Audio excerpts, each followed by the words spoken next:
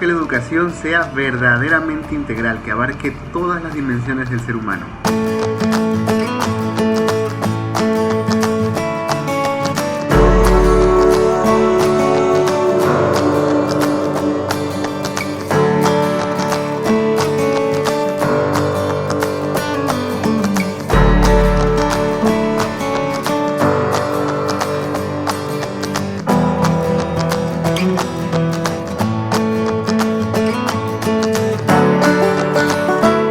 Hola a todos nuestros suscriptores, bienvenidos a nuestro segmento Repensando la Educación.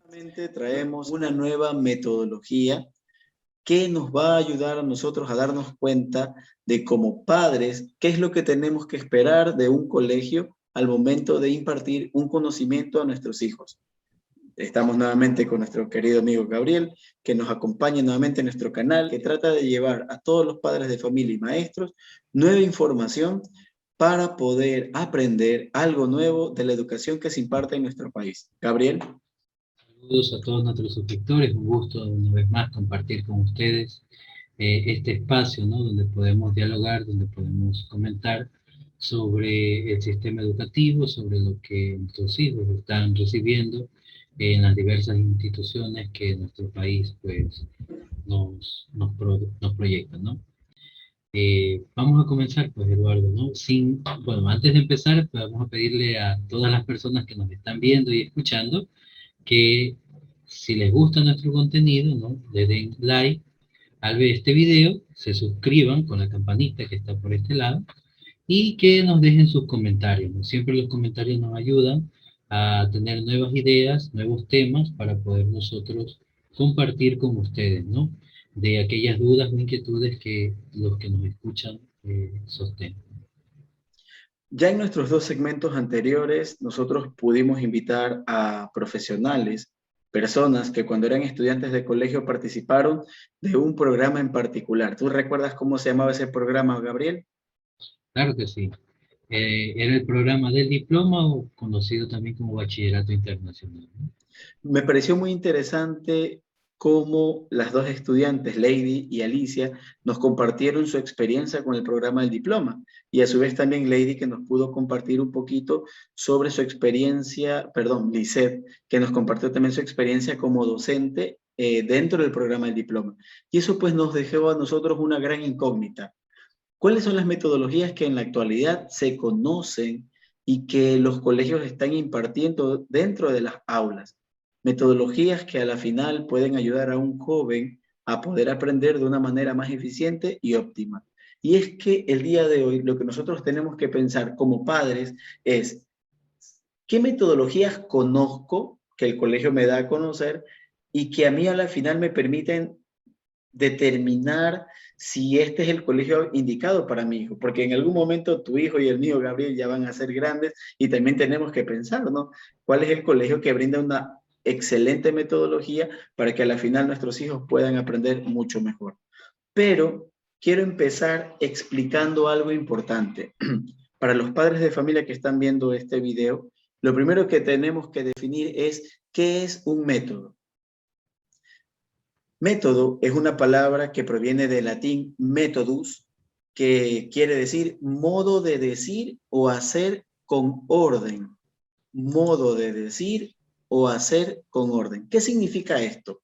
Cuando nosotros hablamos de un método, estamos hablando de un proceso en particular que a la final nos va a llevar a nosotros a alcanzar un fin. Eso sería un método. En este caso, cuando nosotros hablamos de una metodología, entonces ahí tenemos dos palabras, método y logos, que en este caso pues sería logos, viene a decir estudio del método.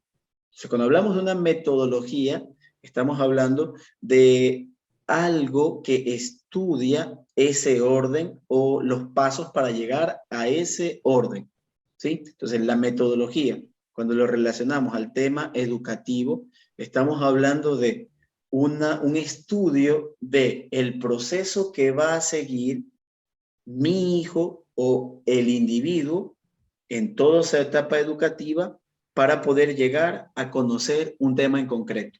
O sea, cuando hablamos de metodología, estamos hablando de la propuesta que el colegio tiene para que mi hijo pueda aprender de mejor manera o de una manera más eficiente, más óptima o como lo querramos decir. Entonces, eso es un método. Es lo primero que tenemos que hacer en este momento, Gabriel, definir lo que es. ¿Sí? También para la metodología, pues no solamente se basa en el conocimiento que el estudiante va a aprender, sino también en las habilidades que va a ir adquiriendo a medida que va aprendiendo ese conocimiento, ¿no? Es así, Eduardo, ¿no? Las Por habilidades supuesto. también estarían. Por supuesto. En este caso, dependería mucho de lo que el colegio plantea como su metodología prioritaria, porque sabemos muy bien que en la actualidad se están hablando de muchos enfoques metodológicos a nivel educativo que me permiten ver de qué manera mi hijo va a aprender. Puede ser que este colegio tenga una metodología basada en competencias, o puede ser a lo mejor que este otro colegio tiene una metodología basada en inteligencias múltiples, o puede ser que tenga una metodología basada en desarrollo de proyectos, o puede ser una metodología pues basada en habilidades cognitivas, pues que va de la mano con el de competencias. Entonces, eso también es muy importante, Gabriel, y creo que sería pertinente que tú y yo en este momento hablemos un poquito sobre estas metodologías. ¿Cuáles son las metodologías que en la actualidad, pues un colegio nos propone a nosotros como padres de familia al momento de elegir el colegio ideal para nuestros hijos? Pero aquí yo creo que tú puedes explicarnos algo mucho más a fondo, Gabriel. ¿Dónde Sí, podríamos encontrar los padres de familia esa información acerca de este colegio? Pues que me va a decir a mí de qué manera mi hijo va a aprender. es importante que nosotros como padres de familia pues revisemos las páginas web de cada uno de los colegios o de las opciones que tenemos, ¿no? Para poder matricular a nuestros hijos, ¿no? También se puede hacer mediante un diálogo, ¿no? Con las propias autoridades y ver qué se está manejando, ¿no? Dentro de aquella institución, ¿no? Es importante esto porque de esta manera yo como padre también me responsabilizo de la forma de aprender de mi hijo, ¿no? Y en cierto sentido, pues más que nadie nosotros como padres, conocer de qué manera, ¿no? Y cuál sería la mejor metodología a la cual mi hijo se va a sentir más cómodo para poder aprender, ¿no? Entonces, en base a ese conocimiento, poder determinar, ¿no? A este colegio, pues estaría muy bien ingresarlo porque tiene una metodología acorde a lo que mi hijo requiere para aprender, ¿no? Para poder adquirir el conocimiento que sea necesario, ¿no? Ahora en los colegios se están manejando pues el tema del constructivismo, ¿no? Donde la idea es que el estudiante construye el conocimiento, ¿no? Ya un docente no es el que imparte todo el saber, ¿no? Por eso incluso ahora ya no se utiliza la palabra alumno, ¿no? Utilizamos la palabra estudiante. Por ¿Por supuesto. qué no se utiliza la palabra alumno? Porque alumno significa sin luz, ¿no? Sin y lumen de luz, ¿no? Entonces, ninguna persona es una persona sin luz. Todos tenemos experiencia en algo, todos sabemos algo, todos podemos aportar de una u otra manera a que un conocimiento se construya. Entonces, los profesores nos hemos vuelto eh, las personas que guían este conocimiento, que guían este proceso, las personas que construyen ciertas actividades, ciertos, como llamamos ahora, métodos, ¿no? Para que el chico pueda ir adquiriendo ese conocimiento por sí mismo, ¿no? Ya no somos la fuente del saber, sino que el conocimiento se construye dentro del aula, ¿no? Con lo que aporte tanto docente como los mismos estudiantes, ¿no? Entonces recordemos eso, ¿no? Es una palabra muy importante. Ya no utilizamos alumnos, utilizamos estudiantes, porque todos somos capaces de aportar algo al conocimiento, ¿no? De un grupo en general o de la comunidad estudiantil, podríamos. Gabriel, te quiero hacer una pregunta. ¿Tú consideras que en la actualidad los padres de familia se preocupan por la metodología o se preocupan por la manera en la que sus hijos van a aprender dentro de los colegios?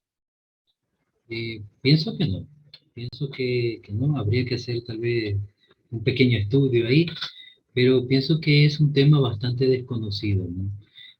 Se basa más que nada, o quizás tal vez, en la experiencia, pienso yo.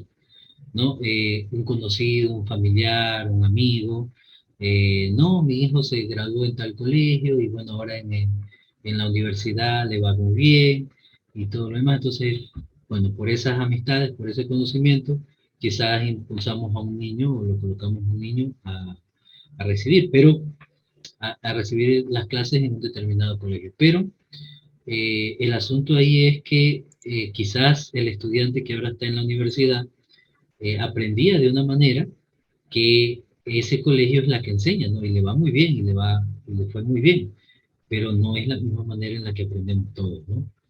Entonces Claro. sí, sí valdría conocer la metodología y desde la experiencia de, pues bueno, tanto tiempo estando con nuestros propios hijos, saber cómo ellos aprenden. No nos vamos a volver expertos, de hecho no creo que se necesite tampoco ser tan experto en la experiencia Por propia de la supuesto. vida, pero sí necesitamos conocer un poco, ¿no? Un poco sobre cada una de estas metodologías y de alguna manera identificar esto, qué metodología le funciona mejor a nuestro hijo, ¿no? Pero tampoco tiene que ser algo tan exhaustivo, ¿no? Y de todas maneras, recordemos que en muchos colegios no es que solo se maneja de una sola manera, ¿no? Por supuesto. El programa tiene varias formas, ¿no? De las que vamos a hablar tendrá varias de estas, y entonces, pues bueno, ahí podríamos encontrar un equilibrio, por decirlo de esa manera, ¿no? Entonces, vamos entrando a las metodologías, ¿no? ¿Qué te parece, Eduardo? Me parece Para muy bien. Yo creo comentarlo que un podríamos poquito. ir comenzando a explicar un poquito cada una de las metodologías. Estimados padres, estimados espectadores, el día de hoy vamos a traer a ustedes 8 metodologías que ustedes deben tener en cuenta en el siglo XXI. O sea, ingresas dentro de la plataforma del colegio y comienzas a revisar un poquito lo que el colegio te está proponiendo. Y ahí tú tienes que ver si el colegio a ti te propone una de estas o varias de estas metodologías, tú puedes comenzar a pensar, este colegio es el indicado para mi hijo. Entonces, sí es importante que nosotros lo comencemos a ver. Incluso ya Gabriel lo mencionó, en la actualidad el que tiene que construir el conocimiento es el estudiante. Entonces, yo te traigo una primera metodología, Gabriel, que se llama aula invertida. El aula invertida hace que el estudiante de la clase, o sea, aquí vamos a hablar muy rápido porque no tenemos tampoco mucho tiempo, o sea, aquí el estudiante da la clase, ojo, no significa que el docente no participa de esta clase. En este caso, el maestro va a disponer o va a proponer una serie de actividades que va a llevar al estudiante a convertirse en el expositor, en el que explica, por eso se llama aula invertida, ¿no? En las metodologías antiguas, cuando hablábamos del conductismo, pues ahí nosotros veíamos que el maestro se paraba enfrente del estudiante y el estudiante era un agente pasivo que recibía información, que recibía. Por poner un ejemplo, Eduardo, ¿no? Para sintetizar un poco la idea que yo capto de lo que acabas de explicar, ¿no? Por supuesto. Puede ser de la siguiente manera. El profesor facilita un material de lectura al estudiante, el ¿Ya? estudiante en su casa lo lee, ¿no? Lo interioriza, lo razona, lo interpreta, y luego en el aula, ¿no? Puede venir el maestro y proponerle preguntas en base a lo que ya leyó, aprendió. ¿No? Y en base a esas preguntas se desarrolla ahí el tema de la clase, ¿no? Según el conocimiento que él ya viene adquiriendo desde eso, ¿no?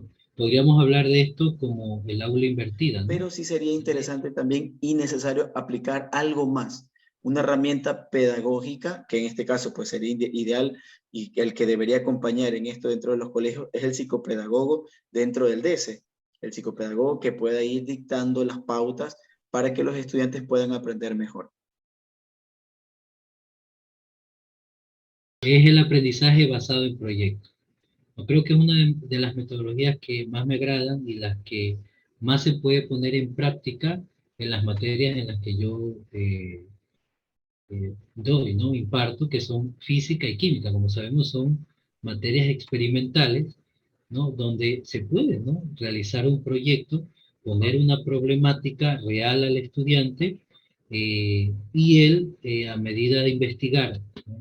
Conocimientos previos, comience a experimentar y a través de esa experimentación elabore, pues, el proyecto, ¿no? Solucione el problema, solucione aquello que se le ha planteado eh, dentro de, eh, dentro de una temática, ¿no? Me parece a mí que esto pues es una didáctica que contribuye eficazmente al desarrollo de muchas competencias, ¿no? Por Porque supuesto. el estudiante no lo hará solo, ¿no? Lo hará con sus compañeros y lo más seguro es que ahí haya una competencia de comunicación, de trabajo en grupo, en fin, ¿no? Varias competencias de la forma investigativa también, ¿no? Por supuesto. Y todo el desarrollo. Quizás si el proyecto maneja el hecho de trabajar alguna labor manual, pues bueno, también adquirirá esa competencia ahí, ¿no? Me parece que el aprendizaje basado en proyectos es de mucha eficacia, ¿no? Para que el estudiante vaya construyendo y adquiriendo conocimientos y competencias en el desarrollo, ¿no? Del trabajo. Aquí hay que tener mucho cuidado, Gabriel. Quizás no tanto para los papás, porque al final los papás reciben al hijo que le puede decir, papá, estoy haciendo un proyecto. Esto va más de la mano con los maestros, porque se confunde mucho esto de los proyectos. Hay muchos que piensan que hacer un proyecto es hacer una ficha, y no es así. Un proyecto, pues, lleva implicado una serie de pasos. Y un proyecto no puede durar un día.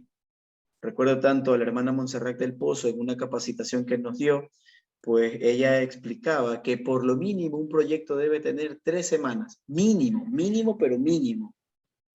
Pero 3 semanas en las que tú has compartido en varias sesiones con tus estudiantes. Y ahí, pues un proyecto luego puede durar más tiempo, no puede durar un parcial, que en este caso pues serían 7 semanas, o puede durar 5 semanas, o un mes. O sea, ya depende mucho de la intención que el maestro tenga. Pues sí es muy, muy enriquecedor y sí sería muy importante que los padres al momento de inscribir a sus hijos a un colegio, sería bueno que puedan ver si esta metodología se aplica dentro del aula. Muy bien. Aquí vamos a entrar a otra metodología, Gabriel, que es el aprendizaje cooperativo. Trata de que el estudiante pueda desarrollar dos tipos de habilidades, habilidades sociales y habilidades de comunicación. En estas habilidades sociales le va a permitir interactuar con otras personas, conocer a estas personas, saber cosas de estas personas e incluso potenciar habilidades que el estudiante tiene. Es una de las riquezas del aprendizaje cooperativo.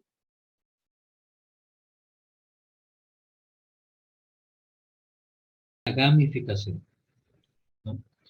Eh, ¿Qué tiene que ver la gamificación? Pues bueno, es el aprendizaje basado en juegos, ¿no? El estudiante aprende jugando. De hecho, pienso yo que es una de las metodologías en las cuales debemos apuntar muy finamente, ¿no? Y cada vez mejor, porque ahí, yo siempre lo veo, ¿no? Como de el hecho de que me gusten las ciencias, ¿no? ¿Cómo aprende un niño?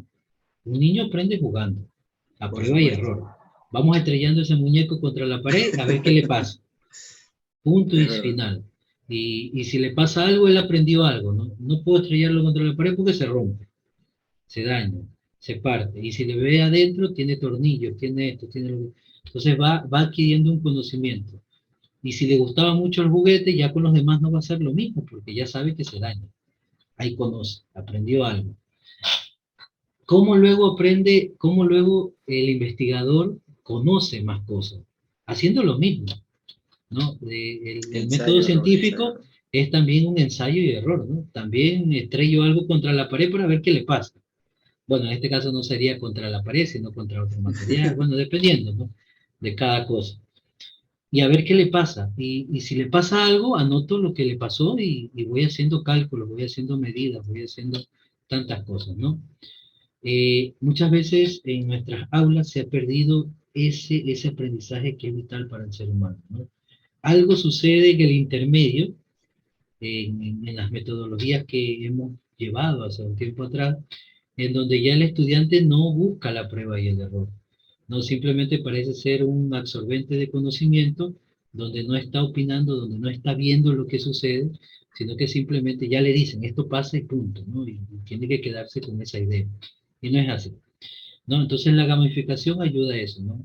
Él va a aprender divirtiéndose y un aprendizaje como lo hace el niño, como lo hace ¿no? El científico, ¿no? Entonces, es la idea, ¿no? Jugar aprendiendo. Incluso recuerdo a un sacerdote que eh, es profesor en una universidad, a sus estudiantes de primero, ¿no? Les hizo jugar al Minecraft. Ese era ¿Ya? un juego. Y en el Minecraft les hizo que construyeran en el Minecraft el altar, y pusieran ahí los vasos sagrados. Ese Minecraft es con esos cubitos que se arman, ¿no? ¿Ya? Y eso es interesante, ¿no? De esa manera les explicó a niños jugando cuáles eran los utensilios sagrados que se utilizan en una, imagínate. Entonces, si se puede hacer con un juego tan novedoso, meterlo en el aula, pues con mucha más razón, los niños aprendieron muy fácilmente, ¿no? Ya cuando iban al momento, a la realidad, pues había, eso de ahí está el cosa, esto de acá y lo de acá, porque lo habían visto en un juego, ¿no? Y no se les va a olvidar. Los juegos no Por se olvidan. supuesto. Yo todavía me acuerdo cuando jugaba al avioncito hace tanto tiempo, ¿no? Y cómo era. No Mucho se me iba tiempo. a olvidar. Entonces, la gamificación nos ayuda a eso, ¿no? El aprendizaje basado en juegos, creo que sería una muy buena metodología. Muchos maestros a lo mejor pueden pensar que no todas las materias se pueden gamificar y no es así. Lo único que se requiere de la gamificación es de una gran preparación, de un orden que se tiene que seguir, de una serie de rutinas del pensamiento que se tiene que aplicar para guiar la actividad. Y no solo para guiar la actividad, sino guiar el conocimiento. Todas las metodologías del siglo XXI requieren de guías, requieren de rúbricas, requieren de una planificación muy bien desarrollada, muy bien elaborada, que el profesional dentro de la institución, que en este caso pues sería el psicólogo educativo o el psicopedagogo, pues debe ayudar a encontrar y a guiar, ¿sí? La gran pregunta, o creo que una de las grandes problemáticas sería, ¿qué pasa si no está el profesional mm, bien preparado dentro de la institución para que ayude a integrar todas estas metodologías? Se caería en un gran problema, porque imagínate aplicar un ABP, que es el aprendizaje basado en proyectos, y no hay rutinas del pensamiento que ayuden a guiar ese trabajo, o si no hay rúbricas que ayuden a calificar. Entonces sí hay que tener mucho cuidado, Gabriel, cómo se integran estas metodologías.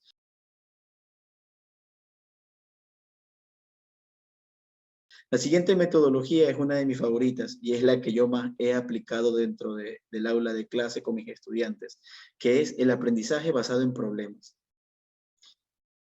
Está muy relacionado con el ABP, con el aprendizaje basado en proyectos. La única diferencia es que en el aprendizaje basado en proyectos no necesariamente se plantea un problema para desarrollar un proyecto. A diferencia del aprendizaje basado en problemas, que sí tienes que plantear una situación conflictiva dentro de la sociedad o dentro de uno mismo para luego encontrar una solución con los estudiantes.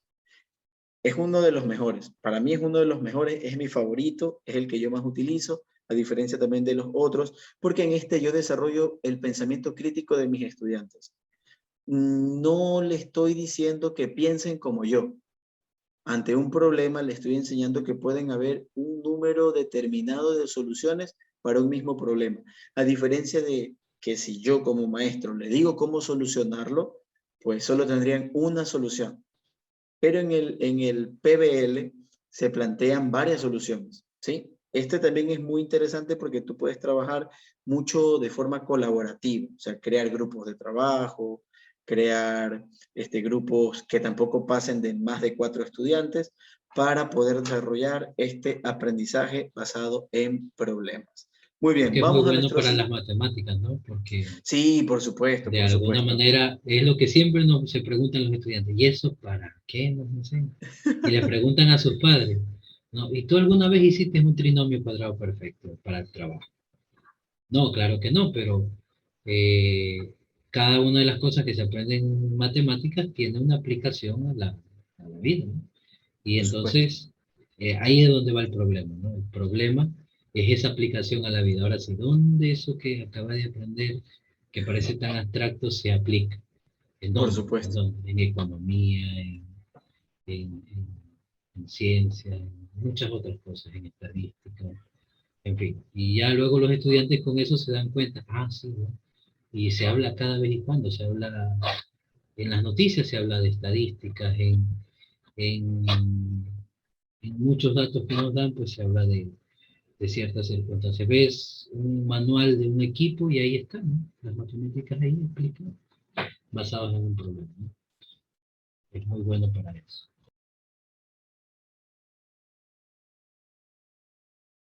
¿Has escuchado alguna vez sobre el diseño de pensamiento, Gabriel? O No, design thinking también que le dicen. ese no lo he escuchado.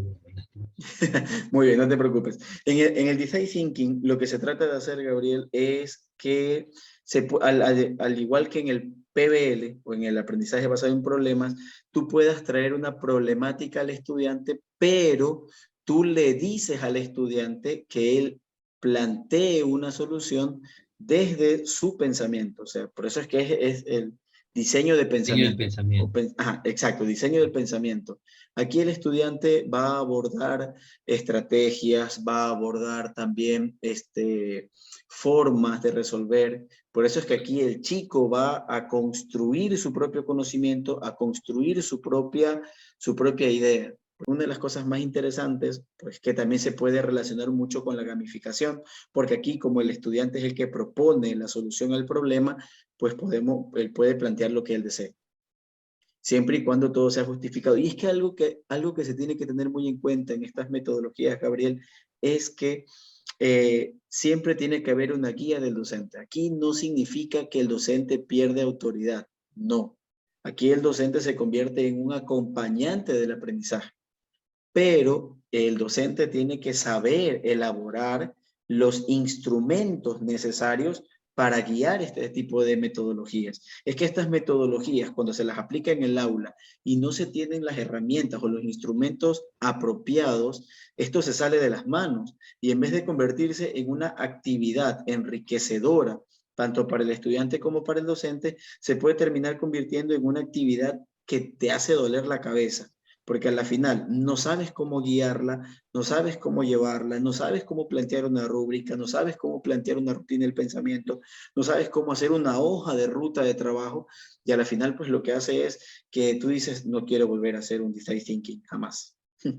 Entonces, eso y cualquier otro, el ABP, el PBL, el aprendizaje cooperativo. Por eso es importante, repito, que siempre nosotros podamos buscar a los profesionales necesarios dentro del DS para que puedan ayudar a los docentes a guiar estas actividades, ¿sí? Ahora, hay una última que también es una de las que más me gusta, incluso yo desarrollé mi tema de tesis en la universidad junto con una colega, Carla Flores, desarrollamos nuestra tesis en torno a este modelo, que es aprendizaje basado en el pensamiento.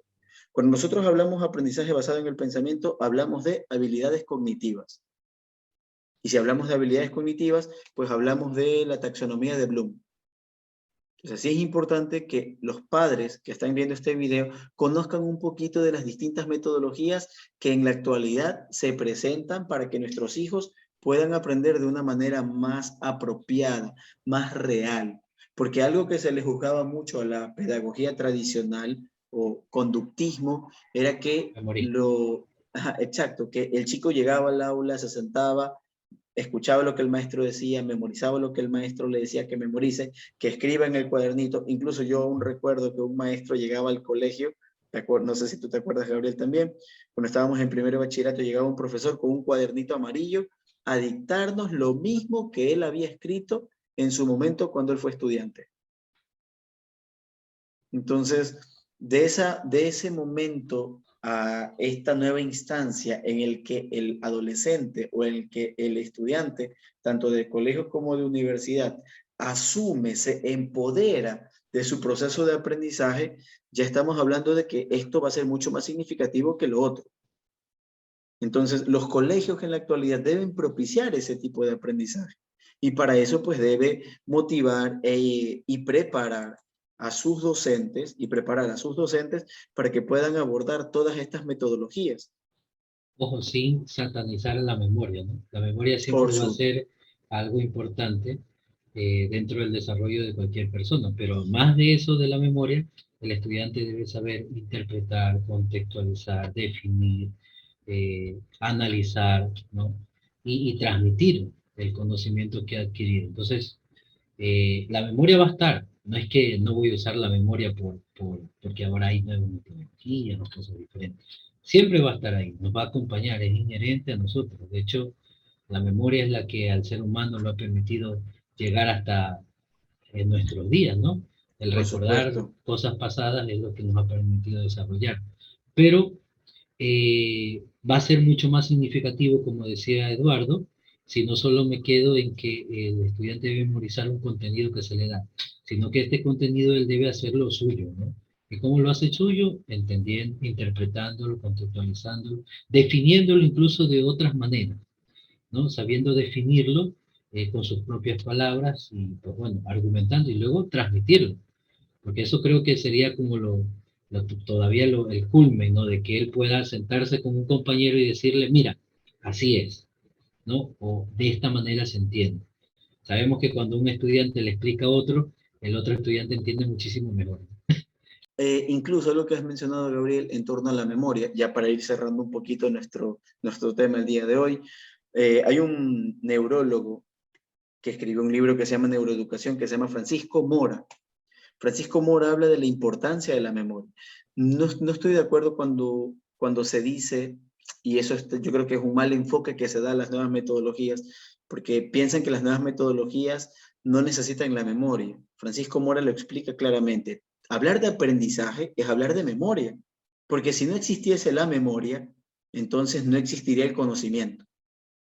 ¿Sí? Y además, el único proceso, y esto es interesante, esto es neurociencia, el único proceso que tiene un espacio determinado en nuestro cerebro es la memoria, en la amígdala. El análisis, la síntesis, la comprensión, el conocimiento y todas las habilidades cognitivas no tienen un espacio físico dentro del cerebro. No es que se dice aquí tú analizas, no.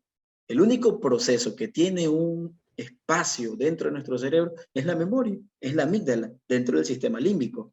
Entonces, sí es importante que nosotros sepamos que la memoria no es el problema. El problema es cómo nosotros propiciamos experiencias que ayuden a fortalecer esa memoria de una manera más significativa para el estudiante. ¿Sí? Entonces, eso es lo que nosotros tenemos que ver en este momento y que tenemos que tener muy en cuenta. Muchas Entonces, gracias, Eduardo. Pero no se olviden a los que nos escuchan por que todos supuesto. estos temas que hemos revisado ahora, pues tal vez muy por encima, ¿no?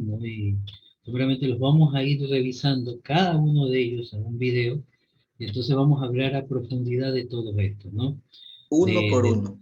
uno por uno, exactamente, para que no nos quede ese mal sabor, ¿no? De que a veces uno dice, "Che, pero no explicaron ahí, no entendí muy bien". Entonces, muy bien, entonces vamos a hacerlo uno por uno cada uno de estas metodologías en un solo video, ¿no? Para que ustedes tengan una información todavía más profunda, más detallada, sobre cómo, de lo que trata cada metodología y cómo aplicarla dentro del aula, ¿no? Así que, estimados padres, no se olviden de nuestra invitación en este momento. Corran a su computadora, enciéndanla, pongan Google, busquen el colegio donde están sus hijos y comiencen a conocer cuál es la metodología que el colegio está impartiendo en las aulas, bueno, en este momento de manera virtual, pero que está impartiendo con sus hijos y que en un momento determinado eso le va a servir para poder desenvolverse en su vida cotidiana. De antemano, muchas Otra cosa, gracias por Eduardo, quiero acompañarnos. mencionar, antes A de que ver, nos cuéntanos. olvidemos, un pequeño detalle. Ya que estamos hablando de metodologías y nos estamos refiriendo al aula, pero no se crea, señores padres de familia, que esto no lo puedo aplicar en mi casa. Ujú. Lo podemos aplicar en casa con nuestros hijos, con determinados juegos, con determinadas rutinas que podemos elaborar y ayudar y colaborar de esa manera también al desarrollo integral de nuestros propios hijos, ¿no? Recordemos que no es una labor de un colegio, ¿no?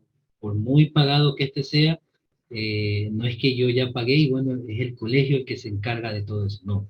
Es de vital importancia que en el hogar también nos preocupemos por desarrollar, por ayudar a que nuestros hijos cada día desarrollen mejor sus habilidades, ¿no? Entendámoslo así, ¿no? Tal vez una de estas metodologías y ustedes pueden decir, ve, yo hace tantos años hacía este juego y veo que va conforme a esta metodología de un aula. Ahora lo voy a hacer con mi hijo. Y quizás ese juego le ayude a él a mejorar una determinada habilidad o capacidad que ella tenga. Entonces, nos referimos al aula porque somos docentes, pero eso no implica que en nuestro hogar no lo podamos realizar también, tal vez no de una manera como se lo hace en el aula, pero sí ya un primer vistazo que a nuestros estudiantes, bueno, a nuestros hijos más bien, les ayude a ir conociendo desde el hogar, una determinada metodología. Muy Eso, bien, eso, se me Gabriel. vino ahora No, a la y eso es cabeza. interesante y es muy bueno lo que acabas de decir. Incluso a mí también me hizo pensar en muchas cosas, pero que ya la abordaremos en otro segmento de Repensando la Educación. De antemano, muchas gracias. No se olviden, por favor, suscríbanse a nuestro canal para que puedan llegarles las notificaciones de todos los videos que vamos a ir subiendo. También déjenos sus comentarios y si desean pueden escribirnos por interno proponiéndonos temas que ustedes consideren que son importantes y que en algún momento les pueden ayudar a ustedes como padres de familia o como docentes. Muchas gracias, que tengan un excelente día, cuídense mucho. Nos vemos para la próxima.